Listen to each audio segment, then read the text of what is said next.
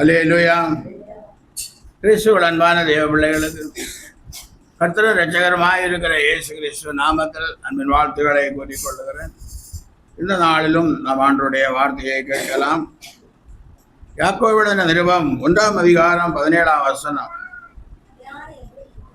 நன்மையான எந்த ஈவும் பூரணமான எந்த வரமும் பரத்திலிருந்து உண்டாகி ஜோதிகளின் பிதாவினிடத்திலிருந்து இறங்கி வருகிறது. அவரிடத்தில் யாதொரு மாறுதலும் யாதொரு வேற்றுமையின் நிழலும். அப்ப நன்மையான ஈவுகள் பரத்திலே உண்டாகிறது, பரலோக ராஜ்யத்திலே உண்டாகும். பரலோகத்திலே உண்டாகி ஜோதிகளின் பிதாவினிடத்திலிருந்து இறங்கி வருகிறது.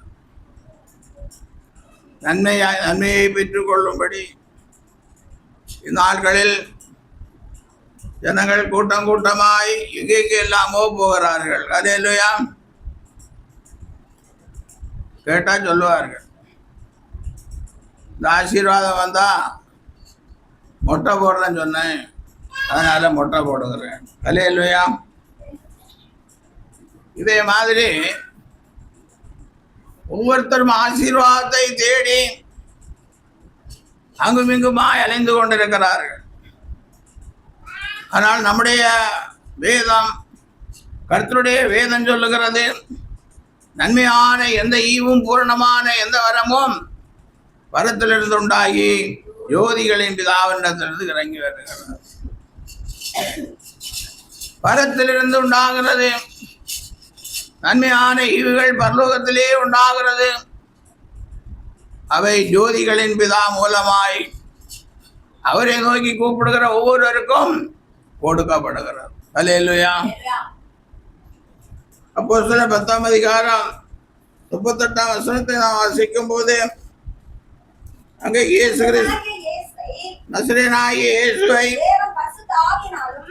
தேவன் பரிசுத்த ஆவியினாலும் வல்லமையினால் அபிஷேகம் பண்ணினார். தேவன் அவருடனே கூட இருந்தபடியினாலே அவர் நன்மை செய்கிறவராயும் பிசாசின் வல்லமையில் அகப்பட்ட யாவரையும் குணமாக்குறவராகவும் சுற்றி திரிந்தார். அல்லேலூயா. நசரேயனாகிய இயேசு நன்மை செய்கிறவராய் சுற்றி திரிந்தார். அல்லேலூயா. கர்த்தராகிய தேவன், பிதாவாகிய தேவன் அவருடனே கூட இருந்தபடியினால் அவர் நன்மை செய்கிறவராகவும் பிசாசின் பிடியில் அகப்பட்ட யாவரையும் குணமாக்குறவராகவும் சுற்றி திரிந்தார். அல்லேலூயா. அதனால இயேசு கிறிஸ்துவிடத்திலிருந்து நன்மை புறப்பட்டு வருகிறது. வானத்திலே இருந்தாலும் இயேசு கிறிஸ்துவிடத்தில் நன்மை புறப்படுகிறது. பூமியிலே இருந்தாலும் இயேசு கிறிஸ்துவிடத்தில் நன்மை புறப்படுகிறது. அல்லேலூயா. அதாவது தேவனுடைய பிள்ளைகள் எல்லாம் தான் அதிகமாய் இந்த வசனங்களை மனதிலே வைத்து ஜெபிப்போம் என்று சொன்னால் நிச்சயமாக ஆசீர்வாதம் எங்கும் போவார். தேவனுடைய பிள்ளைகளை விட்டு எங்குமே போவார். அல்லேலூயா. பாருங்க, யூத ஜனங்கள் கர்த்தரால் ஆசீர்வதிக்கப்பட்ட ஜனங்கள் என்று வேதம் சொல்லுகிறது. அப்ப அந்த யூத ஜனங்களை உலக ராஜாக்கள் எல்லாம் அவர்களை கூட்டம் கூட்டமாய் கொலை செய்தார்கள். மிஷின் கண்டுபிடித்தாங்க. புதிதாக மிஷின் எல்லாம் கண்டுபிடிச்சு அவர்களை கொலை செய்தார். அவர்கள் உலகம் எங்கும் சிதறி போய் அங்கங்கே 1-2 பேர் வாழ்ந்து கொண்டிருந்தார்கள். அல்லேலூயா. அது இந்த நாளில் பாருங்க, உலகத்திலே இருக்கிற முதல் பணக்காரன் யூதன், எலான் மஸ்க்னு சொல்லுகிற அந்த யூதன். அல்லேலூயா. ஆண்டவர் அவர்களுக்கு ஒரு சின்ன தேசத்தை கொடுத்தார். அந்த தேசத்துக்கு எதிராக இன்றைக்கு யுத்தம் பண்ணி கொண்டிருக்கிறார்கள். அல்லேலூயா. ஆனால் வேதம் சொல்லுகிறது, அவர் பறந்து காக்கிற பட்சியை போல எருசலேமின் மேல் ஆதரவாயிருப்பார். பறந்து காக்கிறார். எத்தனையோ ஆண்டுகளுக்கு முன்பாக எழுதின கர்த்தருடைய வார்த்தைகள் இன்றைக்கு நிறைவேறி கொண்டிருக்கின்றன. அல்லேலூயா. இஸ்ரவேல் எப்படி யுத்தம் பண்ணுகிறான், இஸ்ரவேல் நாட்டில் எவ்வளவு ஏவுகணை வீசியும் அங்கே மரண ஓலம் ஏன் கேட்கவில்லை என்று ஆராய்ச்சி செய்து கொண்டு இப்போ எல்லாரும் பூமிக்கு அடியிலே என்ன செய்ய போகிறாங்க, பெரிய பெரிய பங்களாக்களை எல்லாம் கட்ட போகிறாங்க. அப்போ நன்மை எங்கே இருந்து வருகிறது? பரத்திலிருந்து உண்டாகி ஜோதிகளின் பிதாவினிடத்திலிருந்து இறங்கி வருகிறது. அதனால நன்மை வர வேண்டுமானால் நாமும் நன்மை செய்ய வேண்டும். ஆதியாகமம் 4ஆம் அதிகாரம் 7ஆம் வசனத்தை நான் வாசிக்கும் போது, நன்மை செய்தால் மேன்மை இல்லையோ, நீ நன்மை செய்யாதிருந்தால் பாவம் வாசற்படியில் வந்து கிடக்கும். அல்லேலூயா. அவர் நன்மை செய்கிறவர். பரலோகத்தில் நன்மை இறங்கி வருகிறது என்று சொல்லிக்கொண்டு நம்ம சும்மா இருக்கக்கூடாது. அவருடைய பிள்ளைகளாகிய நாமும் நன்மை செய்கிறவர்களாக இருக்க வேண்டும். அல்லேலூயா. ஊழியத்திற்கு செய்ய வேண்டும், ஊழியக்காரர்களுக்கு செய்ய வேண்டும், உடன் இருக்கிற கிறிஸ்தவர்களுக்கும் செய்ய வேண்டும். யார் கஷ்டப்படுகிறார்கள் என்று பார்த்தவர்களுக்கு என்ன செய்யணும்? செய்து கொண்டே இருக்க வேண்டும். அல்லேலூயா. அப்போ நன்மையான ஈவு பரத்திலிருந்து உண்டாகி ஜோதிகளின் பிதாவினிடத்திலிருந்து இறங்கி வருகிறது என்று சொன்னால் அதை சுதந்திரித்துக் கொள்வது எப்படி? சங்கீதக்காரன் 27ஆம் சங்கீதம் 13ஆம் வசனத்தில் எப்படியாய் சொல்லுகிறார்? நன்மையை காண்பேன் என்று நானோ ஜீவனுள்ளோர் தேசத்திலே கர்த்தருடைய நன்மையை காண்பேன் என்று விசுவாசியாதிருந்தால் கெட்டு போயிருப்பேன். அப்போ நீங்க முதலாவது என்ன செய்யணும்? விசுவாசிக்கணும். எதை விசுவாசிக்கணும்? யாக்கோபு எழுதின நிருபம் 1ஆம் அதிகாரம் 17ஆம் வசனத்தை விசுவாசிக்கணும். நன்மையான ஈவு பரத்திலே உண்டாகி இறங்கி வருகிறது என்பதை இந்த பாருங்க, தேவன் ரொம்ப நன்மை செய்கிறவர். சில வருடங்களுக்கு முன்பாக வந்த கொரோனா நோய் வயோதிபர்களானாலும் சரி, வாலிபர்கள் ஆனாலும் சரி, எவ்வளோ பேரை அந்த கொள்ளை நோய் மரணத்துக்கு நேராக இழுத்து கொண்டு போனார். ஆனால் தேவன் எவ்வளவு நல்லவர் என்பதை பார்க்கும்போது பாருங்க, அந்த சிறு பிள்ளைகள் யாருக்கும் என்ன செய்யலை, கொரோனா நோய் வரவும் இல்லை, யாரையும் அழிக்கவும் இல்லை. அல்லேலூயா. அப்போ தேவன் எவ்வளவு நல்லவராக இருக்கிறார். சிறு பிள்ளைகளை கையில் எடுத்து அணைத்து கொண்டு ஆசீர்வதித்த தேவன் அந்த ஆசீர்வாதத்தில் இருந்து அவர் பின்வாங்கவே இல்லை. உலகமெங்கும் கொள்ளை நோய் ஜனங்களை அழித்துக் கொண்டிருந்தாலும் சிறு பிள்ளைகளை அணைத்துக் கொண்டு ஆசீர்வதித்த தேவன் அன்றைக்கும் சிறு பிள்ளைகளை அணைத்துக் கொண்டு ஆசீர்வதித்துக் கொண்டே இருந்தார். அல்லேலூயா. இந்த தேவன் என்றென்றும் உள்ள சதா காலங்களில் நம்முடைய தேவன் மரண பரியந்த நம்மை நடத்துவார். அல்லேலூயா. இந்த நல்ல தேவன், இந்த இரக்கமுள்ள தேவன் என்றைக்கும் நம்மை நடத்துகிற தேவனாய் இருக்கிறார். அல்லேலூயா. 23ஆம் சங்கீதம் ஒரு சின்ன சங்கீதமா இருந்தாலும் 3ஆம் வசனம் எப்படியாய் சொல்லுங்க. 4ஆம் வசனம், நான் மரண இருளின் வெள்ளத்தாக்கிலே நடந்தாலும் பொல்லாப்புக்கு பயப்படேன், தேவரீர் என்னோடே கூட இருக்கிறீர், உமது கோலும் உமது தடி அணைத்து. அல்லேலூயா. மரண இருளின் வெள்ளத்தாக்கிலே நடந்தாலும் பொல்லாப்புக்கு தேவரீர் என்னோடு கூட இருக்கிறீர். இப்படிதான் இன்றைக்கு கர்த்தருடைய ஜனங்கள் கர்த்தரை விசுவாசிக்கிறார்கள். ஜனங்கள் கர்த்தரை விசுவாசித்துக் கொண்டே இருக்கிறார்கள். அல்லேலூயா. கடைசி சொல்லுகிறது, ஜீவனுள்ள நாளெல்லாம் நன்மையும் கிருபையும் என்னை தொடரும், நான் கர்த்தருடைய வீட்டிலே நீடித்த நாட்களாய். ஜீவனுள்ள நாளெல்லாம் நன்மையும் கிருபையும் என்னை தொடரும். அப்ப ஜீவனுள்ள நாளெல்லாம் நன்மையும் கிருபையும் நம்மை தொடரும்படி நாம் கர்த்தருடைய வார்த்தையை என்ன செய்ய வேண்டும்? விசுவாசிக்க வேண்டும். அல்லேலூயா. கர்த்தருடைய வார்த்தை ஜீவனுள்ள நாளெல்லாம் நமக்கு நன்மையும் கிருபையும் கொடுக்கிறதா இருக்கிறது. இந்த தேவன் எவ்வளவு நல்ல தேவன், எப்படி எப்படி எல்லாம் நமக்கு உதவி செய்கிறார். இந்த தேவனை நாம் நோக்கி எவ்வளவு நேரம் கூப்பிடுகிறோம், இந்த தேவனை நோக்கி எவ்வளவு நேரம் நாம் ஜெபிக்கிறோம், இந்த தேவனுடைய வேதத்தை எவ்வளவு நேரம் வாசிக்கிறோம். எல்லாம் குறைந்து சென்று கொண்டிருக்கிறது. வேலைக்கு செல்வதற்கும் நேரமில்லை, தூங்குறதுக்கே நேரமில்லை என்று சொல்லுகிற அளவுக்கு இன்னைக்கு கர்த்தருடைய பிள்ளைகள் சொல்லி கொண்டிருக்கிறார். அல்லேலூயா. எப்படியோ பிசாசானவன் ஜெபிப்பதையும் வேதம் வாசிப்பதையும் தடை செய்து கொண்டிருக்கிறான். ஜெபிப்பதும் வேதம் வாசிப்பதும் தடையானால் அவனுக்கு கொண்டாட்டமாக இருக்கும். அல்லேலூயா. ஏன்னா தேவன் துதிகளின் மத்தியில் வாசம் செய்கிறவர். அப்போ துதிக்கல்லைன்னா அங்கே கர்த்தர் இருக்க மாட்டார். அங்கே நாம் போய் என்ன செய்யலாம்? ஈஸியாக வேலை செய்யலான்னு பிசாசு நினைத்து கொண்டிருக்கான். அதனால் துதிக்கிற மக்களை அவன் குறைத்து கொண்டே வருகிறான். அதனால் தேவனுடைய பிள்ளைகளே, துதி எப்பொழுதும் நம்முடைய வாயிலே. அதனால் நன்மையை காண்பேன் என்று நீங்கள் என்ன செய்யணும்? விசுவாசிக்கணும். எவ்வளவோ பாடுகளும் எவ்வளவோ போராட்டங்களும் எவ்வளவோ வியாதிகளும் பலவீனங்களும் நிறைந்த உலகத்தில் நாம் என்ன செய்யணும்? நன்மையை காண்பேன் என்று விசுவாசி. இரண்டாவதாய் பார்க்கும்போது ரோமர்கள் நிருபம் 8ஆம் அதிகாரம் 28ஆம் வசனம் இப்படியாய் சொல்லுகிறது. அன்றியும் அவருடைய தீர்மானத்தின்படி அழைக்கப்பட்டவர்களாய் தேவனிடத்தில் அன்பு கூறுகிறவர்களுக்கு சகலவும் நன்மைக்கு அதுவாய் நடக்கிறது என்று.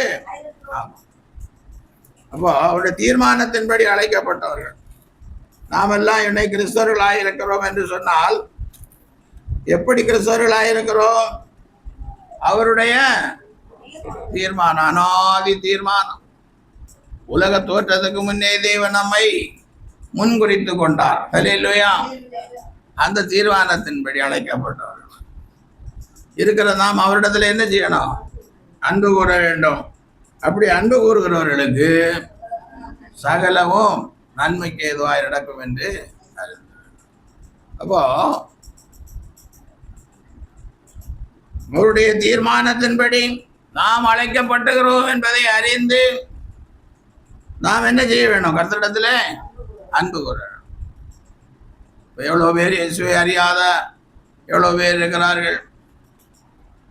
எத்தனையோ கோடி கோடி கிறிஸ்தவர்கள் இருக்கிறார்கள். அந்த கோடி கோடி கிறிஸ்தவர்களிலும் கூட இயேசுவை அறியாதவர்கள் எவ்வளோ பேர் இருக்கிறார்கள். இன்னும் இயேசுவை அறியாத ஜனங்கள் எவ்வளோ பேர் இருக்கிறார்கள். அல்லேலூயா. அப்போ ஆண்டுடைய தீர்மானத்தின்படி நாம் அழைக்கப்பட்டபடியினால் சகலமும் நன்மைக்கு ஏதுவாய். இயேசுவே, இந்த வசனங்களை எல்லாம் குறித்து கொள்ளுங்கள். எத்தனையோ தடவை உபதேசம் பண்ணினாலும் வசனங்களை பிசாசானவன் வழி அருகே விழுந்த விதைகளை போல எல்லாவற்றையும் என்ன செய்கிறான்? ஆமா, கிரேசம்மா கிரேசம்மா இன்னைக்கு பாஸ்டர் என்ன பிரசங்கம் பண்ணினார்? சரசம்மா சரசம்மா நான் வீட்டில் வந்து ஒன்னாட்டேன் கேட்கலான்னு. எவ்வளவுதான் கருத்தாய் உபதேசித்தாலும்,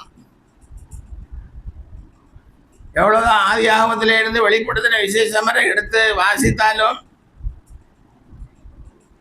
நம்முடைய இருதயத்திலே தேவனுடைய வசனங்கள் இராதபடிக்கு பிசாசான என்ன பண்ணுகிறான்? அதை எடுத்துக்கொள்ளும்.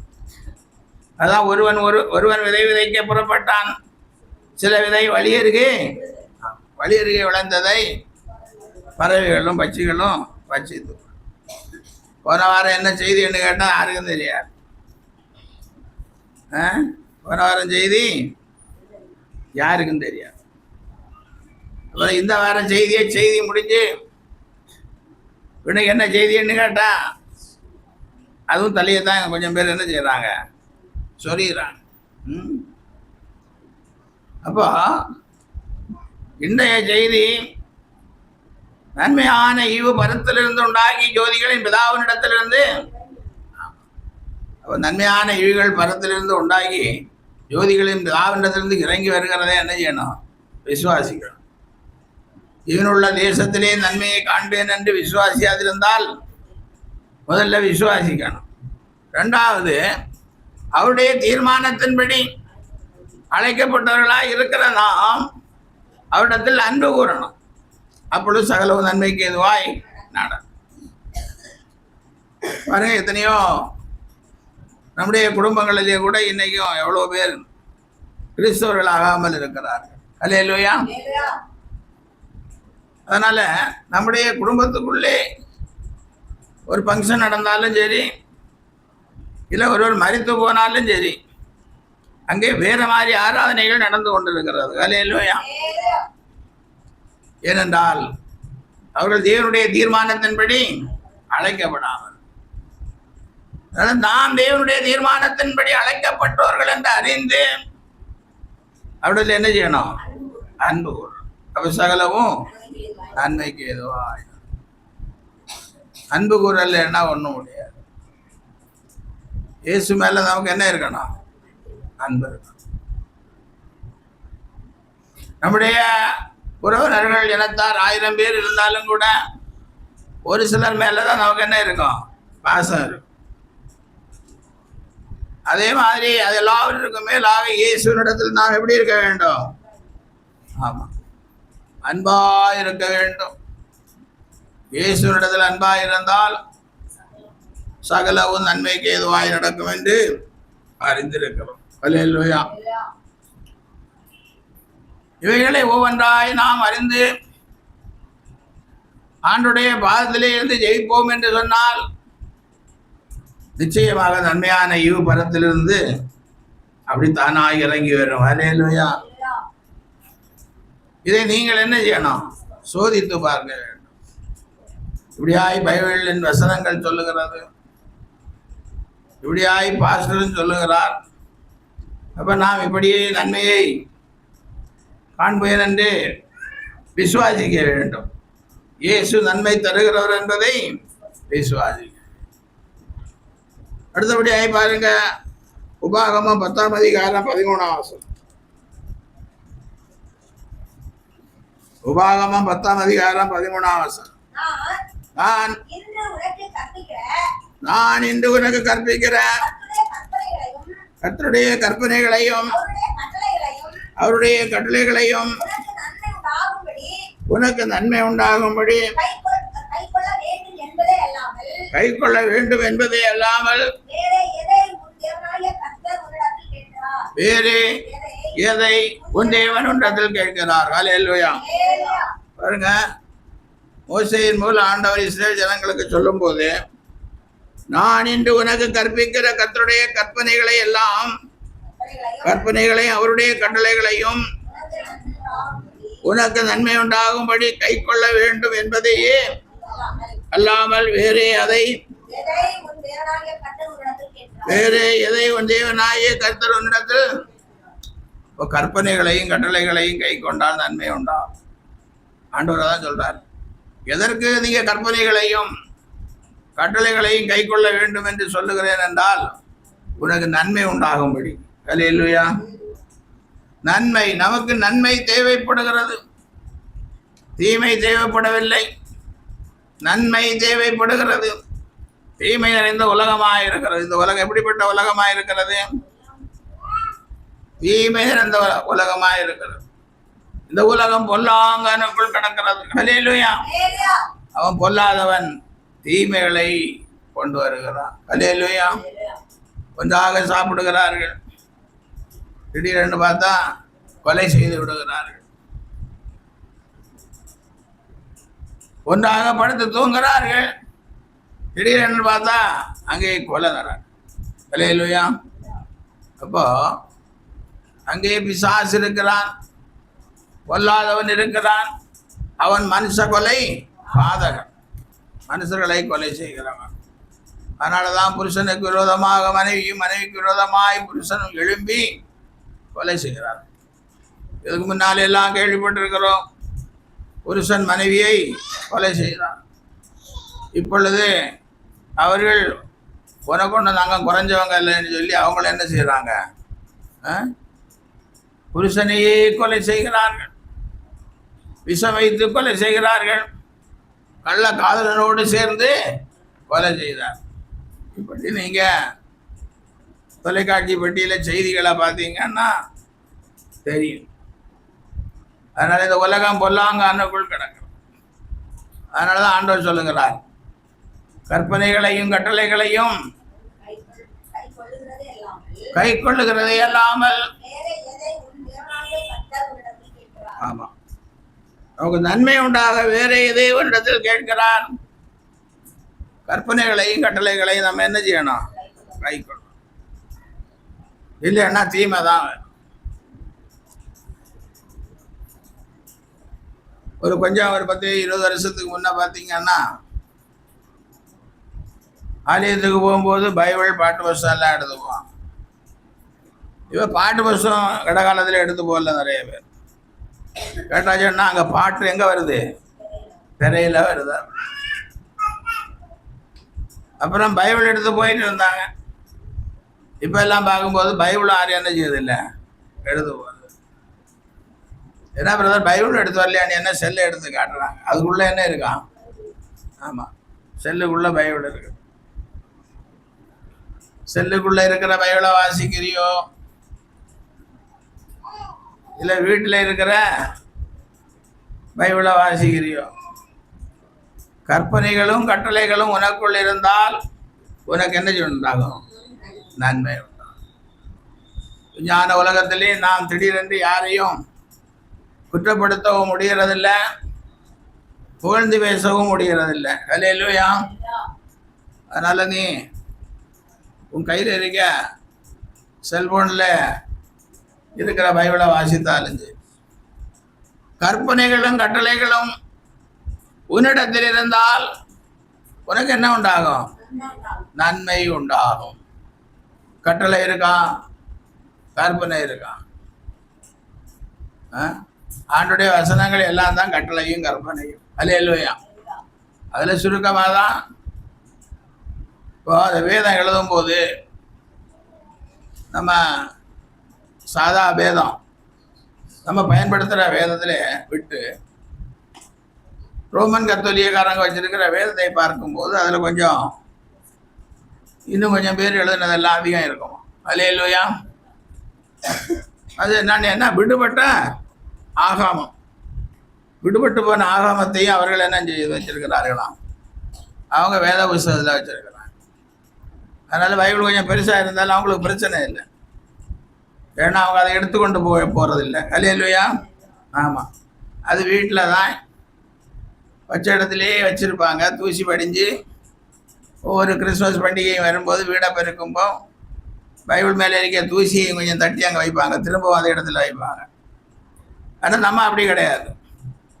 நம்மகிட்ட இருக்க பைபிளை பற்றி விளக்கம் சொல்லும்போது பழைய ஏற்பாட்டில் இருக்கிற காரியங்கள் புதிய ஏற்பாட்டில் என்ன செய்யணும்?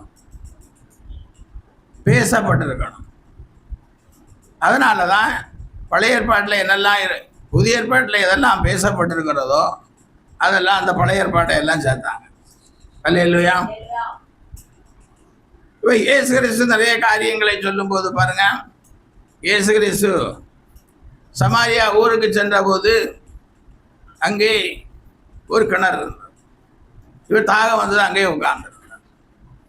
அந்த கிணற்றை பற்றி சொல்லும்போது யாக்கோபு யோசேப்புக்கு கொடுத்த கிணறா. அல்லேலூயா. பாருங்க, அப்போ யாக்கோபை பற்றியும் யோசேப்பை பற்றியும் ஆபிரகாமை பற்றி எழுதுனா ஆதியாகமும் யாத்திராகமம் எல்லாம் அங்கே வர வேண்டியதாக இருக்கிறது. அல்லேலூயா. இதே மாதிரி கட்டளைகளை குறித்து சொல்லும்போது நல்ல போல நான் நித்திய ஜீவனை சுதந்திரித்துக் கொள்வதற்கு நான் என்ன செய்ய வேண்டும்? கட்டளைகளை என்ன செய்யணும்? இவையெல்லாம் சின்ன வயசுலேயே நான் என்ன செய்கிறேன்? அப்போ சின்ன வயசுலே கை கொள்ள வேண்டியது கட்டளைகள். அது நமக்கு தேவையில்லைன்னு நம்ம ஒருபோது சொல்லக்கூடாது. அப்போ இயேசு கிறிஸ்து அவங்ககிட்ட சொல்லுகிறார், நல்ல போதகர் அவங்ககிட்ட சொல்லுகிறார், கற்பனைகளை என்ன செய்யணும்? கை கொள்ளணும். அது சிறு வயதிலிருந்தே கை கொள்ளுகிறேன். அப்படியானால் ஒரு குறை உன்னிடத்தில் இருக்கிறது, உனக்கு இருக்கிறதை விட்டு தரித்திரு. அப்பொழுது என்னை, ஆமா, நானும் தரித்திரேன். இயேசு சொல்கிறார், நானும் தரித்திரேன், எனக்கு சீசர்களும் தரித்திரர்கள். அப்ப நீ உனக்கு இருக்கிறத விட்டு என்ன செய், எங்களை பின்பற்றி வா. அல்லேலூயா. அப்போ கட்டளையை பற்றி இங்கேயும் சொல்லப்பட்டிருக்கிறது. அங்கே சீனாய் மலையிலே மோசே வரவழைத்த ஆண்டவர் கல்லினால் செதுக்கப்பட்ட கற்பலகையிலே 10 கட்டளைகளை எழுதினார். அல்லேலூயா. அவரே எழுதினார். இயேசுநாதர் இல்லை, கர்த்தராகிய தேவன், அப்போ அவருக்கு பேர் இல்லை, பிதாவாகிய தேவன், அவர் எழுதினார். அது அந்த காலத்தோட முடியுமா, இந்த காலத்துக்கு இருக்குமா? சரி, மோசே கீழே இறங்கி வந்தார். மோசேக்கு என்ன நடந்ததோ என்று சொல்லி அங்கே ஒரு கன்றுக்குட்டியை செய்து அங்கே பஜனை பாட தொடங்கினார்கள். இதை பார்த்த மோசே கற்பலகைகளை உடைத்து போனார். இன்னும் கொஞ்ச நாள் கழிஞ்சது ஆண்டவர் அவனை கூப்பிடுகிறார், வா என்று. நீ 2 பலகை என்ன செய், எடுத்துக்கொண்டு வா. இதெல்லாம் நான் என்ன செய்ய முடியாது, கற்பலகை செய்ய முடியாது. அவன் அங்கே எல்லாவற்றையும் எடுத்துக்கொண்டு போன போது அவனையே அதன் மேல என்ன செஞ்சார், எழுத வச்சார். அல்லேலூயா. இப்படியாக ஒவ்வொரு நேரங்களிலே வித்தியாசங்கள் மாறி இருக்கு. ஆனாலும் நித்திய ஜீவனை சுதந்திரித்துக் கொள்ள என்ன செய்யணும், கற்பனைகளை. அது பழைய ஏற்பாட்டில் இருந்தாலும் சரி, புதிய ஏற்பாடு, இது இயேசுவே சொல்லணும். அல்லேலூயா. இப்படியாய் பழைய ஏற்பாட்டுக்கும் புதிய ஏற்பாட்டுக்கும் என்னெல்லாம் தொடர்பு இருக்கிறதோ அதையெல்லாம் வைத்திருக்கிறதா நம்ம கையில் இப்போ இருக்கிற பைபிள். அதுல இருந்து நிறைய ஆகாமங்கள் தள்ளுண்டு போனதான். அதுதான் அந்த ரோம கத்தோலிக்கக்காரங்க தள்ளுண்டு ஆகாமன்னு சொல்லி அதில் என்ன பண்ணியிருக்காங்க, அதை சேர்த்து வச்சிருக்கிறாங்க. அல்லேலூயா. ஆனால் நம்முடைய வேதத்திலே இருக்கிற இந்த வசனங்களை ஒன்று தான் விடக்கூடாது. அல்லேலூயா. பாருங்க, அப்போ நன்மை உண்டாக நாம் என்ன செய்ய வேண்டும், கட்டளைகளையும் கற்பனைகளையும். ஆமாம், நன்மை உண்டாகணும்னா கட்டளைகளும் கற்பனைகளும் என்ன செய்யணும். யோவான 15 வாசிங்க. நீங்கள் என்னிலும் என் வார்த்தை உங்களிலும் நிலைத்திருந்தால் நீங்கள் கேட்டுக்கொள்வது எதுவோ அது உங்களுக்கு செய்யப்படும். அல்லேலூயா. ஆண்டவர் என்ன சொல்றார், நீங்கள் என் வார்த்தைகள் உங்களிலும் நிலைத்திருந்தால் நீங்கள் கேட்டுக்கொள்வது எதுவோ. வார்த்தை எங்க இருக்கணும், நமக்குள்ள நிலைத்திருக்கணும். நீங்கள் என்னிலும் என் வார்த்தை உங்களிலும். ஆமா, நாம் கேட்டுக்கொள்வது எதுவோ அதை என்ன செய்வோம். ஒரு சகோதரர் ஒருத்தர் எவ்வளவோ இன்டர்வியூ அட்டன் பண்ணார். இப்போ இல்லை, அவர் இறந்து போயிட்டார். 70-80 வயசு ஆச்சு, இறந்து போயிட்டார். அப்போ வேலை ஒன்றும் இல்லாதனால ஊர் காட்டுவாங்க, சில கடைகள் இருக்கும், ஒரு கபி இருக்கும், ஏதோ ஒன்று வச்சுட்டு இருப்பாங்க. அல்லேலூயா. அப்போ அப்படியே அவர் ஒரு கவி பக்கத்தில் உட்காந்து பேசி கொண்டு இருக்கும் போது போஸ்ட்மேன் அவருக்கு இன்டர்வியூ கார்டு கொடுத்தாங்க. அப்போ அந்த இன்டர்வியூ கார்டை கொண்டு வந்து இன்டர்வியூ அட்டன் பண்ணி வேலையாகி ஒரு பெரிய அதிகாரியாக மாறிட்டார். அல்லேலூயா. அதனால் அவர் வீட்டில் அந்த கவியை அவர் படமாக பிடிச்சி வச்சு அதில் ஒரு லைட்டு போட்டு வச்சு கொண்டு இருப்பார். அப்போ அது ஊழிய காலத்தில் கொஞ்சம் பழக்காய் அவர் வீட்டுக்கு போக வேண்டியதான். அவருக்கு இயேசுவை எவ்வளோ சொல்லி ஜெபம் பண்ணிட்டு தான் வார அதிகாரிகள் ஆனாலும். ஒரு நாள் சொன்னேன், நீங்கள் மாடு மேய்ச்சிட்டு இருக்கும்போது போஸ்ட்மேன் கூப்பிட்டு இன்டர்வியூ கார்டு கொடுத்தா மாடு மேய்க்கிற படத்தை வச்சுட்டு லைட்டு போட்டுட்டு இருப்பீங்க. அல்லேலூயா. இப்போ அவருடைய விசுவாசம் அப்படிதான் இருக்கு. நீங்கள் என்னில் என் வார்த்தைகள், வார்த்தை கிடையாது, எல்லாம் சடங்கு சாஸ்திரங்களாக நிறைஞ்சு போச்சு. ஆனால் அவர் படித்த மனுஷன், சண்டைக்கெல்லாம் வரல. அடுத்துதான் போகும்போது இல்லையா இது ஒரு நைட்ல அம்பு தான், நைட்டு கொஞ்சம் வெளிச்சம் வருமேன்னு வச்சுருக்கிறது தான் சொல்லி அதை ஏதோ ஒரு சும்மா ஒரு சாதா ஒரு படத்துக்கு பக்கத்தில் போட்டு அப்படியே வச்சுருந்தார். அவர் அங்கே ஏற்கனவே இந்த விசுவாசம் அவருக்கு இருந்ததில்ல, அந்த விசுவாசத்தின்படியான போட்டாவை என்ன செஞ்சுட்டாரு, எடுத்து போட்டார். ஹல்லேலூயா. இன்னைக்கு அநேகர் அப்படிதான், வார்த்தை கிடையாது, இதே மாதிரி தான். அங்கே டீ கடையில் உட்காந்துருந்தா அப்போ போஸ்ட்மேன் வந்து நமக்கு இன்டர்வியூ கார்டு கொடுத்தாருன்னா அந்த டீ ஷாப்பை பெரிய போட்டோ எடுத்து என்ன பண்ணுவாங்க, அதில் லைட்டு போட்டு வச்சுக்குவாங்க. ஹல்லேலூயா, ஹல்லேலூயா. நீங்கள் ஒன்றும் இன்னும் அதை அப்படி முயற்சி பண்ணி பார்க்கலையா? எல்லாருக்கும் படிக்கணும், இன்டர்வியூக்கு போகணுன்னெல்லாம் ஆசை இருக்கு. அப்போ நீங்களே ஏதாவது முயற்சிகள் எல்லாம் பண்ணுங்க. ஹல்லேலூயா. அடுத்தபடியாய் பார்க்கும்போது பாருங்க, 34 சங்கீதம் 10ஆம் வசனம். சிங்கக்குட்டிகள் தாட்சி அடைந்து பட்டினியாயிருக்கும், கர்த்தரை தேடுகிறவர்களுக்கோ ஒரு நன்மையும் குறைவிடாது. சிங்கக்குட்டிகள் தாட்சி அடைந்து பட்டினி கிடக்கும். சிங்கத்துக்கு குட்டிகளுக்கெல்லாம் குறைவு வந்தா பட்டினி தான் கிடக்கணும். சிங்கம் காட்டின் ராஜா, அது ஒரு கர்ஜனை கர்ஜித்தாச்சுன்னா மற்ற மிருகங்கள் எல்லாம் அந்த பக்கம் இந்த பக்கம் என்ன செய்யும், ஓடும்போது உடனே அதை நல்லா தொண்டையில் பிடிச்சு அது குட்டிகளுக்கு கொடுக்கும். ஹல்லேலூயா. அப்படியே அந்த சிங்கமே பட்டினி கிடக்கிற ஒரு சூழ்நிலை வந்தாலும் கர்த்தரை தேடுகிறவர்களுக்கு ஒரு நன்மையும். அப்ப கர்த்தரை தேடணும், கர்த்தருடைய வேதத்தை தேடணும், கர்த்தரை அதிகாலையிலேயே தேடணும். ஹல்லேலூயா. இயேசுவை நாம் அங்கே காணலாம், அவர் பேசுவதை நாம் அங்கே கேட்கலாம். ஆர்வம் வேணும். இந்த நாளில் என்ன செய்தி நமக்கு கொடுக்கப்படுகிறது என்பதை தேடணும். அப்படி தேடும்போது அந்த ஆர்வம் நம்ம உள்ளத்தில் வரும்போது நமக்கு ஒரு நன்மையும் குறைவிடாதபடி நன்மையை அள்ளி கொட்டி கொண்டே இருப்பார் ஆண்டவர். ஹல்லேலூயா.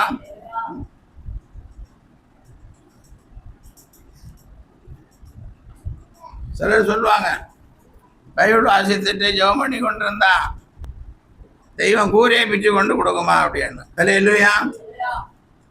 நம்முடைய தெய்வம் கூரையை ஒன்றும் பிக்க மாட்டாரு. நாம் வேதம் வாசித்து ஜெபம் பண்ணி கொண்டு இருந்தோம்னா அவர் கையிலேயே கொண்டு வந்து கொடுப்பார். ஹல்லேலூயா. அதெல்லாம் 30 வருடங்களுக்கு முன்பாக விசுவாச வாழ்க்கை, விசுவாச ஊழியம் தொடங்கின போது எந்த பக்கமும் யாரையும் பார்க்கவும் முடியாது, எங்கே போற வழி என்னன்னு தெரியாது. அழைப்பு இருக்கிறது, தாகமா இருக்கிறேன் என்று அழைத்த அழைப்பு, சொப்பனம், தரிசனம் எல்லாம் இருக்கிறது. என்ன செய்கிறது? கையிலே ஒன்றுமில்லை, சாப்பிட ஒன்றுமில்லை, பிள்ளைகளுக்கு வாங்கி கொடுக்கிறதுக்கும் ஒரு வசதி. வேதத்தை வாசிக்கவும் துதிக்கவும் தொடங்கின போதுதான் இந்த வசனம் நிறைவேறினது. ஹல்லேலூயா. ஒரு நன்மையும் குறைய விடாதபடி ஆண்டவர் நடத்தினார். ஹல்லேலூயா. ஒரு ஊழியக்காரன் எல்லாவற்றையும் விட்டு வந்து ஆண்டவரை தேடும் போது நன்மைகள் கிடைக்குது என்றால், ஒரு வீட்டில் இப்போ 2 பேரும் 3 பேரும் எல்லாம் உழைக்கிறீங்க, நீங்கள் தேடினால் உங்களுக்கு ஆசீர்வாதங்கள் வருமா வராதா? கையின் பிரயாசத்தை சாப்பிடுவாய், உனக்கு பாக்கியமும் நன்மையும் உண்டாயிரும். கையின் பிரயாசத்தை ஆசீர்வதித்து உயர்த்த தேவன் வல்லவராயிருக்கிறார். ஹல்லேலூயா. இந்த நன்மைகள் எல்லாம் எங்கேருந்து வருகிறது என்று விசுவாசிக்க வேண்டும். பரத்திலிருந்து உண்டாகி ஜோதிகளின் பிதாவினிடத்திலிருந்து இறங்கி வருகிறது. ஹல்லேலூயா.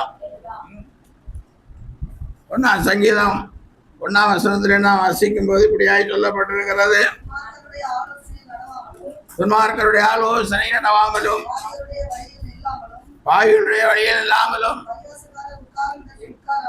பரியாசக்காரர் உட்காரிடத்தில் உட்காராமலும், கர்த்தருடைய வேதத்தில் பிரியமாயிருந்து இரவும் பகல் அவருடைய வேதத்தில் தியானமாய் இருக்கிற மனுஷன் பாக்கியவான். அவன் நீர்கால்களின் ஓரமாய் நடப்பட்டு தன் காலத்தில் தன் கனியை தந்து இலை உதிராக இருக்கிற மரத்தை போல் இருப்பான். அவன் செய்வதெல்லாம் வாய்க்கும். அல்லேலூயா. கர்த்தருடைய வேதத்தில் தியானமாயிருந்தால் அவன் செய்வதெல்லாம் வாய்க்கும். வேதம் தான் நமக்கு ஆசீர்வாதம். கர்த்தருடைய வேதம் தான் நமக்கு ஆசீர்வாதம். கர்த்தருடைய வேதத்தில் தான் என்ன இருக்கு? ஆசீர்வாதம். ஒரு பணக்கார வீட்டு பையன் வருவேன், எனக்கு ஒரு இருசக்கர வண்டி வாங்கி தரணும்னு கேட்டு இருந்தாங்க. தகப்பன்னு கேட்டேன். இல்லைப்பா, நீ காலேஜ் படித்து முடித்ததும் உனக்கு என்ன செய்வேன், வாங்கி தருவேன்னு அவர் ப்ராமிஸ் பண்ணார். இப்போ எல்லாம் 8 வயசு 10 வயசு பிள்ளைங்க எல்லாம் ரோட்டில் வண்டி ஓட்டுது, விழுந்து கையை காலை முறிச்சு கொண்டு கிடாது. அந்த தகப்பன் நல்ல தகப்பன். பணம் நிறைய இருந்ததுக்கு அப்புறமும் காலேஜ் படித்து முடித்ததும் வாங்கி தரேன் சொன்னார். பையனை ஒத்துக்கணும். காலேஜ் படித்து முடித்ததோட அவனுக்கு வேலை கிடச்சி. அப்போ அவங்க அப்பங்காரரு ஒரு நல்ல ஜிப்பு போட்ட ஒரு பைபிளை வாங்கிட்டு அதில் ஒரு வண்டிக்கு சாவி, வண்டி எங்கே வாங்கிக்கணும்னு உள்ள அந்த கம்பெனி பேர், அதுக்குள்ளே எல்லா டாக்குமெண்ட்டும் எல்லாம் அதுக்குள்ளே வச்சுட்டு அதை ஜிப்பு போட்டு பூட்டி கையில் விடு. இவன் போகும்போதே அவன் தகப்பனை என்ன பண்ண தராங்கண்ணா, திட்ட தராங்கண்ணா. காலேஜ் முடித்ததும் வண்டி வாங்கி தரேன் வண்டி வாங்கி தரேன்னு சொல்லி வண்டி வாங்கி தரேன். சரி, அங்கே போனான், வேலையில் சேர்ந்தான்.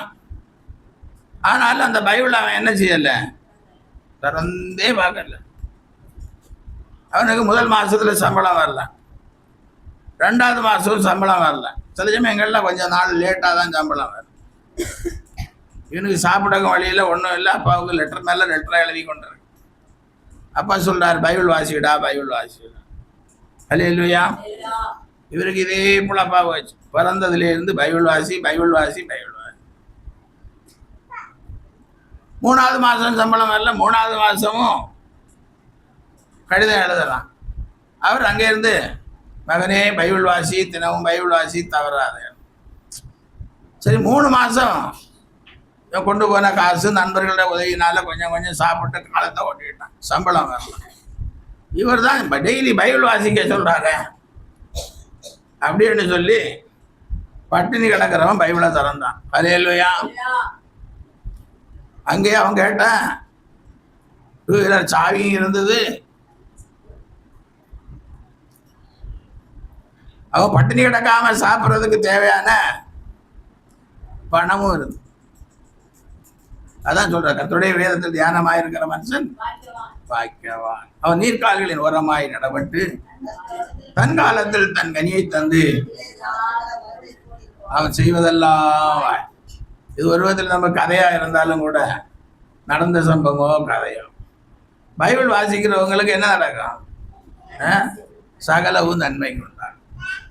அதனால நம்ம என்ன செய்யணும், தேவனை தேடுகிற பிள்ளைகள் எல்லாம் பைபிளில் தான் இயேசுவை தேடணும். பைபிள் வாசிக்கிற பிள்ளைகள் எல்லாம் எங்கே இயேசுவை தேடணும், பைபிளில் தான் தேடணும். அப்போ தான் அங்கே நமக்கு தேவையான எல்லா ஆசீர்வாதமும் இருக்கும். அல்லேலூயா. நீ வற்றாத நீரூற்று போல் இருப்பாய், வளமுள்ள தோட்டத்தை போலும் இருப்பாய். அல்லேலூயா. அப்போ நீ வற்றாத நீரூற்றை போல் இருப்பாய், வளமிக்க தோட்டத்தை போலவும் இருப்பாய். பைபிளை திறக்கல என்ன, வாய் பேசிக்கொண்டே இருக்க வேண்டியதான். வாய் பேசிக்கொண்டே இருக்க வேண்டியதான். ஆசீர்வாதம் வர. அடுத்தபடியாய் பாருங்க, சங்கீதம் 65:4. 65 சங்கீதம் 4ஆம் வசனம். தூங்குறீங்களா என்ன? உம்முடைய பிரகாரங்களில் வாசமாய் இருக்கும்படி நீ தெரிந்து கொண்டு சேர்த்துக் கொள்ளுகிறவன் பாக்கியவான். உம்முடைய பரிசுத்த ஆலயமாகிய உங்களுடைய வீட்டின் நன்மையால் திருப்தி ஆகும். அல்லேலூயா. நன்மை அடுத்து எங்க வருது? ஆலயமாகிய வீட்டின்.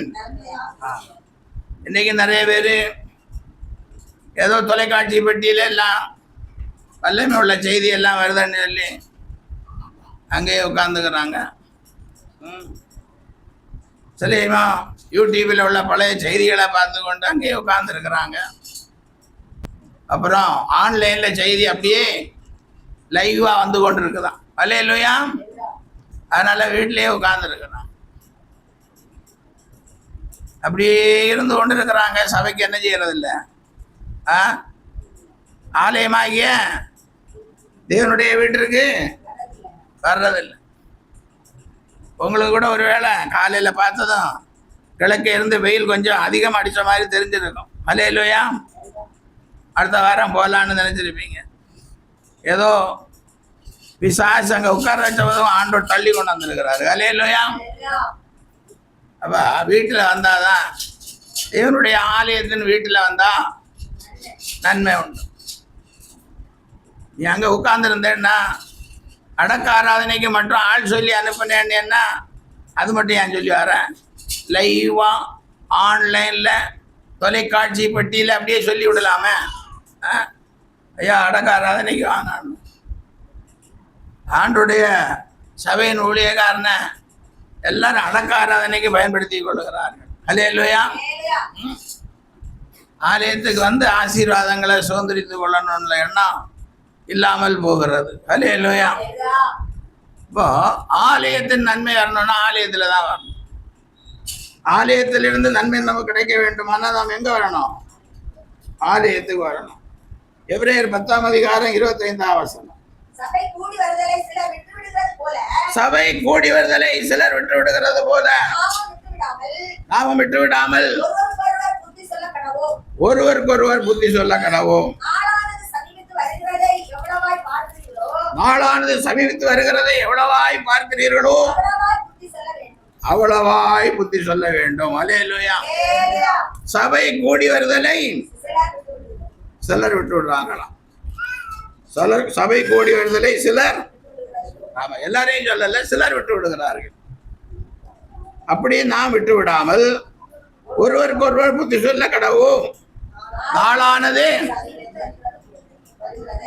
சமீபத்து வருகிறது எவ்வளவாய் பார்க்கிறீர்களோ நாம் அவ்வளோ புத்தி சொல்லணும். என்ன சொல்லி புத்தி சொல்லணும்? சபைக்கு போங்கன்னு சொல்லி புத்தி சொல்லணும். நீங்கள் ஒருத்தருக்கு ஒருத்தர் பார்க்கும்போது மற்றவங்கள்கிட்ட என்ன சொல்லணும்? சபைக்கு ஒழுங்காக போங்க, அப்போ தான் நன்மை உண்டாகும்னு சொல்லணும். இல்லை ஒரு ஃபங்க்ஷனுக்கு போனோம், ஃபங்க்ஷனுக்கு கொஞ்சம் நேரம் 1/2 மணி நேரம் கழிச்சு போனாலும் ஃபங்க்ஷன் தாங்க எல்லாம் தான் இருக்கு. இவங்க பூ எடுத்து போட போகிறாங்க.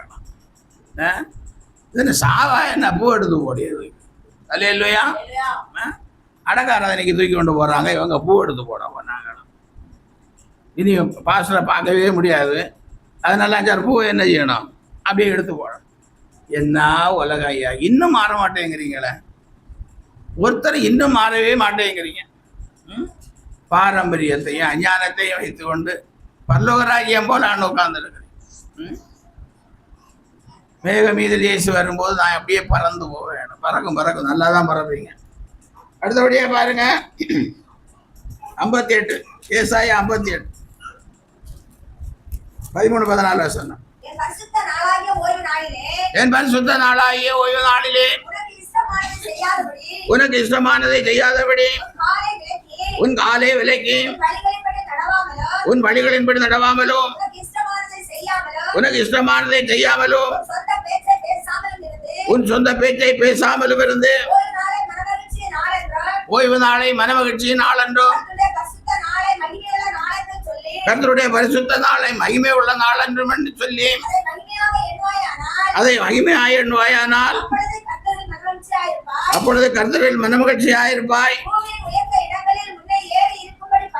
பூமியின் உயர்ந்த இடங்களில் உன்னை ஏறி இருக்கும்படி பண்ணி உன் தகப்பனாய் யாக்கோபுடைய சுதந்திரத்தால் உன்னை போஷிப்பேன். கர்த்தருடைய வாய் இதை சொல்லிட்டு. அல்லேலூயா. கர்த்தருடைய வாய் சொல்லுது. பூமியின் உயர்தலங்களில் ஏறி வர பண்ணி. அல்லேலூயா. உன் தகப்பனாகிய யாக்கோவுடைய சுதந்திரத்தால் உன்னை போஷிப்பேன். அப்ப ஆலயத்துக்கு வந்தாதான் ஆசீர்வாதம். நாங்க உட்கார்ந்துருந்து லைவா பார்த்தேன்னு சொன்னா எல்லாம் சரி வேண்டாம். கர்த்தருடைய வேதம் இயேசு கிறிஸ்து நேற்றும் இன்றும் என்றும். ஆமா, பைபிள்ல இருக்கிறதான் நேற்றுள்ளதான் இன்று இன்றுள்ளதான் நாளை. அது ஒரு நாள் என்ன செய்யாது, மாறவே மாறாது. கர்த்தருடைய வேதத்தின்படி நடக்காதவர்கள் வேறு எந்த வழியில் நடக்கிறார்கள் என்று அறிந்து கொள்ளலாம். நாம் கொடுக்கிற செய்தியை கேட்க வராதவர்கள் வேறே வழியிலே எங்கே நடக்கிறார்கள் என்ற அர்த்தம். எனக்கு தெரிந்து எத்தனையோ பேர் அப்படிதான். ஜபத்திலே விருப்பமில்லை, ஜபத்திலே விருப்பமில்லை, ஆலயத்துக்கு செல்வதிலே விருப்பமில்லை. கடைசியில் பார்த்தா பல லட்சம் ரூபாய் கடனை வச்சு கொண்டு உட்காந்துருக்கிறாங்க. அது ஓசியில் சம்பாதிக்க பார்த்து இப்போ லைஃப்லேயே தீராது கடன். அந்த அளவுக்கு கடனை வச்சு கொண்டு இருக்கிறாங்க. நீ ஃபஸ்ட்டே ஆண்டுடைய ஆலயத்தில் ஆண்டுடைய சமூகத்தில் உட்கார்ந்துருந்தா உன்னை பூமியின் விழுதலங்களில் கடன் இல்லாமல் ஏறி வர பண்ணியிருப்பார். நீ யாக்கோவின் சுதந்திரத்தால் போஷிக்கப்பட்டிருப்பார். பாஸ்டரை பார்த்தா விருப்பாகுது, பாஸ்டருடைய வார்த்தையை கேட்டால் அதை விட இருக்குது. அல்லேலூயா. எத்தனை ஊழியக்காரங்க பேசுகிறாங்க. இதுக்குள்ளே பாரு எவ்வளோ அரிசியை பற்றி, எவ்வளோ பேங்க் அக்கௌண்ட்டை பற்றி எல்லாம் பேசியிருப்பாங்க. நம்ம ஊழியக்காரர் ஒரு பேங்க் அக்கௌண்ட்டை பற்றி பேசுகிறாராம். அடுத்த வாரத்தில் உங்கள் பேங்கில் எல்லாம் அக்கௌண்ட் ஏறும்னு சொல்கிறாராம். அங்கே எல்லாம் சொல்கிறாங்களேயா, அங்கே எல்லாம் என்ன பண்ணுறாங்க, அடுத்த வாரம் உங்கள் பேங்கில் அக்கௌண்ட் ஏறும்னு சொல்கிறாங்களே. இவருக்கு என்னவா, காசா பணமா? ஏறும்னு சொல்ல வேண்டியதானே. பணம் ஏறி என்ன பண்ணுறது, பணம் ஏறி என்ன பண்ணுறது? அல்லேலூயா. பணம் ஏறுனா வாய் கொழும்பு ஏறும். ஈரான் நிறைய எண்ணெய் கிணறு வச்சிருக்காங்க. இப்போ தான் தெரியுது அவனுக்கு ரொம்ப பணம் ஏறி போச்சு. அவ்வளோ ஆயுதம் வாங்கி வச்சிருக்கான். அவனுக்கு வாய் கொளுத்து போய் இப்போ அவனையும் காப்பாற்றி கொள்ள முடியல, அவன் ஜனங்களை என்ன செய்ய முடியல, காப்பாற்றி கொள்ள முடியல. அதனால் பணம் நமக்கு தேவையானதை கர்த்தர் தருவார். அல்லேலூயா. அப்போ சிலர் சபை கூடியவர்களை விட்டு கொடுக்கறது போல நீங்கள் என்ன செய்யக்கூடாது. ஆமாம், அப்படி இருந்தால் சபைக்கு ஒழுங்காக வந்தால் ஆலயத்தின் நன்மையால் உங்களை திருப்தி ஆக்குவார். நீங்கள் பூமியின் உயர்தலங்களில் ஏறி வருவீங்க. யாக்கோவின் சுதந்திரத்தால் போஷிக்கப்படுவீர்கள். அல்லேலூயா. அடுத்தபடியாகி பாருங்க, 133 சங்கீதம் 1 வசனம். சகோதரர் ஒருமித்து வாசம் பண்ணுகிறது எத்தனை நன்மையும் எத்தனை இன்பவுமானது. அது ஆரோடைய சிரசின் மேல் ஊற்றப்பட்டு அவனுடைய தாடியிலே வடிகிறதும் அவன் அங்கிகளின் மேல் இறங்குற நல்ல தைலத்துக்கும் எர்மோன் மேலும் சீயோன் பர்வதங்கள் மேல் இறங்கும் பனிக்கும் ஒப்பாயிருக்கிறது. அங்கே கர்த்தர் என்றென்றைக்கும் ஆசீர்வாதத்தையும் ஜீவனையும் கட்டளையிடுகிறார். அல்லேலூயா. சகோதரர்கள் ஒருமித்து வாசம் பண்ணணும். குடும்பத்தின் சகோதரர்களும் ஒருமித்து வாசம் பண்ணணும். சபையின் பிள்ளைகளும் ஒருமித்து வாசம் பண்ணணும். தேவ ஜனங்களும் ஒருமித்து வாசம் பண்ணணும். அல்லேலூயா. ஒருமித்து வாசம்னா ஒரே வீட்டுக்குள்ள எல்லாரும் இருக்கணும்னு கிடையாது. நம்முடைய மனம் ஒரே மனமாக இருக்கணும். ஒருவருக்கு ஒரு உதவி செய்கிற மனம் இருக்கணும். ஒருவருக்கு ஒருவர் ஆசீர்வதிக்கிற மனம் இருக்கணும். அல்லேலூயா. நம்ம கேட்டால் அது மட்டும்தானே இருக்காது. திட்டணும்னா எவ்வளோ வேணுங்களும் திட்டலாம். தெருவா ஒரு ஊராக கோல் சொல்கிறது சகோதரனை குறித்து. அப்படிப்பட்ட சிந்தை தான் நம்ம கேட்டது. சகோதரர்கள் ஒருமித்து வாசம். சகோதரனுக்கு இல்லைன்னா உதவி செய்யணும். அதை விட்டுட்டு அவனுக்கு ஒன்றும் இல்லை அவன் இனி விளங்குறது அவ்வளோதான் எல்லாம் சொல்லக்கூடாது. அல்லேலூயா. பசியாக இருந்தால் ஆகாரம் கொடு. ஒரு சகோதரன் பசியாக இருந்தால் அவனுக்கு ஆகாரம் கொடுக்கணும். அதை விட்டு அவன் பட்டினி கிடக்கிறான். அவன் பட்டினி கிடக்கிறான்னு ஊரெல்லாம் சொல்லிட்டு இருக்கான். அப்படி இருந்தால் நன்மையும் திருப்பி என்ன செய்யாது, பெருகாது. இதோடு சகோதரர் ஒருமித்து வாசம் பண்ணுகிறது எத்தனை நன்மையும் எத்தனை இன்பவுமாக இருக்கிறது. அது ஆரோனுடைய சிரசின் மேல் ஊற்றப்பட்டு அவனுடைய தாடியிலே வடிகிறதும் அவன் அங்கிகளின் மேல் இறங்குறதுமான நல்ல தைலத்துக்கும் எர்மோன் மேலும் சீயோன் பர்வதங்கள் மேல் இறங்கும் பனிக்கு ஒப்பா இருக்கிறது. அங்கே கர்த்தர் என்றென்றைக்கும் ஆசீர்வாதத்தையும் ஜீவனையும் கட்டளையிடுகிறார். ஹல்லேலூயா. அப்போ ஆரோனுடைய தலையிலே ஊற்றப்படுகிற அபிஷேகம் அவன் தாடியிலே இறங்கி அவன் அங்கிகளின் மேல் இறங்குறதான். ஹல்லேலூயா. வேதம் எப்படி சொல்லுகிறது? நல்ல தைலத்துக்கும் எர்மோன் மேலும் சீயோன் பர்வதங்கள் மேல் இறங்கும் பனிக்கு ஒப்பா இருக்கிறது. அங்கே தேவன் எந்தெந்தைக்கு ஆசீர்வாதங்கள். அப்போ தைலத்தை எங்க ஊத்துறாரு ஆண்டவரு? ஆமா, தலையில ஊத்துற தைலம் அங்கிருந்து தாடிக்கு வருது. அப்புறம் எங்க வருது? அங்கிகள். அப்ப இதுதான் சகோதரர்கள் ஒருமித்து வாசம் பண்ணுகிறதுக்கு ஒப்பாங்க. நம்முடைய சரீரம் எப்படி ஒன்றாயிருக்கிறதோ, தலை தாடி அங்கெல்லாம் எப்படி ஒன்றாயிருக்கிறதோ அப்படியே சகோதரர்கள் என்ன செய்யணும்? ஒன்றாயிரும். அதை விட்டுட்டு தூக்கி திரிகிறது, குறை சொல்லுகிறது, இதெல்லாம் சகோதர சிநேகத்துக்கு அடையாளம் கிடையாது. செய்ய முடியலைன்னா செய்யாமல் விட்டு விடணும், குறை சொல்லக்கூடாது. செய்ய முடியலைன்னா என்ன செய்யணும்? விட்டு விடணும். அதுக்கப்புறம் அதை பேச்சு எடுக்கக்கூடாது. அவர்கள் கர்த்தருடைய சமூகத்தில் இருந்து ஜெபிக்கும் போது அவர்களுக்கு வேறு வழியாய் ஆண்டவர் என்ன செய்வார்? ஆசீர்வாதத்தை கட்டளையிடுவார். அல்லேலூயா. அப்போ இதே மாதிரி எப்படியோ நிறைய ஆசீர்வாதங்கள் எல்லாம் இருக்கு. அடுத்தபடியா பாருங்க, கலாத்தியர் 6ஆம் அதிகாரம் 6ஆம் வசனம்.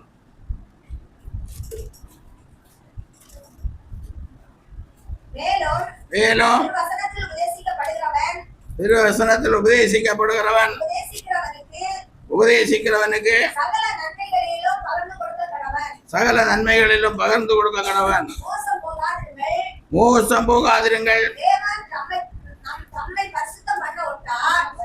தேவன் நம்மை பரியாசம் பண்ண விட்டார்.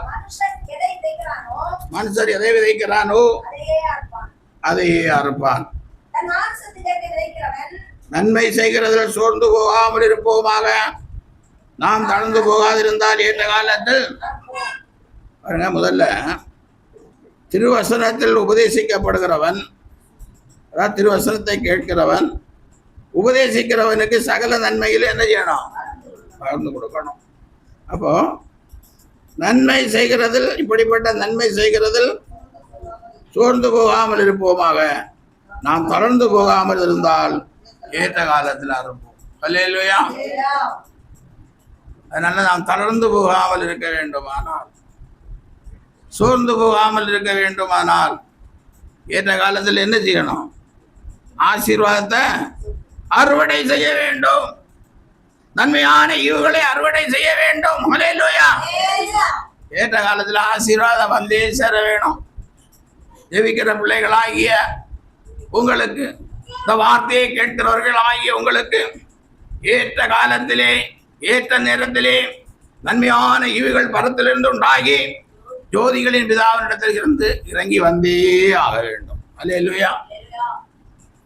சோர்ந்து போகிறவனுக்கு பலன் கொடுத்து, சத்துவம் இல்லாதவனுக்கு, ஆமா, சோர்ந்து போயிருக்கிறவங்க எல்லாருக்கும் ஆண்டவர் பலன் கொடுக்கிறார். அல்லேலூயா. சத்துவம் இல்லாதவங்களுக்கு சத்துவத்தை பெருக பண்ணுகிறார். அல்லேலூயா. அதனால நன்மையான ஈவு பலத்திலிருந்து உண்டாகி ஜோதிகளின் பிதாவினிடத்திலிருந்து இறங்கி வருகிறது என்று விசுவாசிகள். கேட்ட வசனங்களை திரும்ப ஒரு தடவை கேளுங்க, 9 தடவை கேளுங்க. பாருங்க, மீகா தீர்க்கதரிசியின் புத்தகம் 6ஆம் அதிகாரம் 8ஆம் வசனம். மீகா தீர்க்கதரிசியின் புத்தகம் 6ஆம் அதிகாரம் 8ஆம் வசனம். மனுஷனே, நன்மை இன்னதென்று அவர் உனக்கு அறிவித்திருக்கிறார். நியாயம் செய்து இரக்கத்தை சிநேகித்து உன் தேவனுக்கு முன்பாக மனத்தாழ்மையாக நடப்பதே அல்லாமல் வேறு என்னத்தை கர்த்தர் உன்னிடத்தில் கேட்கிறார். அல்லேலூயா. வேற என்னத்தப்பா அவனாட்ட கேட்கிறார் ஆண்டவர். அல்லேலூயா. மனுஷனே நன்மை இன்னதென்று அவர் உனக்கு அறிவித்திருக்கிறார். அல்லேலூயா. நன்மையை அறிவித்திருக்கிறார், நன்மை பெறும் வழியை அறிவித்திருக்கிறார். இன்றைக்கும் அல்லேலூயா. நியாயம் செய்து இரக்கத்தை சிநேகித்து உன் தேவனுக்கு முன்பாக மனத்தாழ்மையாய் நடப்பதே அல்லாமல் வேறே என்னத்தை அவரிடத்தில் கேட்கிறார். வேற ஒண்ணும் கேட்கல. நடந்த வார்த்தைகளின்படி நடந்து தேவநாமத்தை மையப்படுத்துங்கள். நன்மையான எல்லா ஈவும் கருத்திலிருந்து உண்டாகி ஜோதிகளின் பிதாவினிடத்திலிருந்து இறங்கி வார்த்தைகளுக்கு ஆய்களை சோதரிப்போம். எங்களையுமாய் நேசிக்கிற பல்லவத்தின் தெய்வமே இயேசுவே, நன்மையான ஈவுகள் பரத்திலிருந்து உண்டாகி ஜோதிகளின் பிதாவினிடத்திலிருந்து இறங்கி வருகிறபடியால் பரத்தை நோக்கி பார்க்க ஜோதிகளான் பேதாவை நோக்கி கூப்பிட்ட கேட்டு பெற்றுக் கொள்ள எங்கள் ஒவ்வொருக்கும் உதவி செய்வீராக. நல்ல சுகந்தாரும் பலந்தார் ஆரோக்கியத்தை தான் பிள்ளையுடைய கையின் பிரயாசங்களை ஆசீர்வதி. கிருபையின் கருத்திலே பிள்ளைகளை ஒப்பு கொடுத்து ஆசீர்வதித்து ஜெபிக்கிறேன் ஈரோடு அல்ல பிதாவே. சோதரி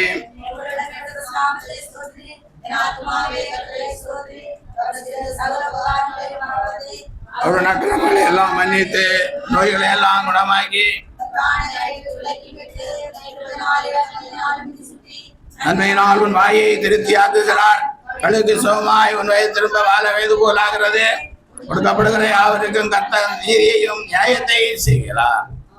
நம்முடைய கர்த்தராகிய இயேசு கிறிஸ்துவினுடைய கிருபையும் பிதாவாகிய தேவனுடைய அன்பும் பரிசுத்த ஆவியானுடைய ஐக்கியமும் நடத்தல் அபிஷேகம் ஆசீர்வாதம் வார்த்தை கேட்ட பிள்ளைகளோடும் சகல பரிசுத்தான்களோடும் நித்திய ஜீவன் ஊழியத்தோடும் என்றென்றைக்குமா இருப்பதாக.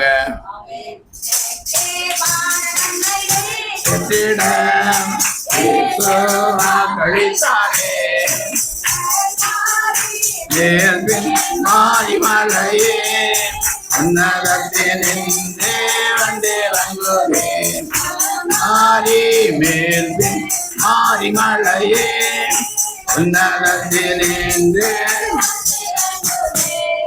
அல்லேலூயா அல்லேலூயா அல்லேலூயா.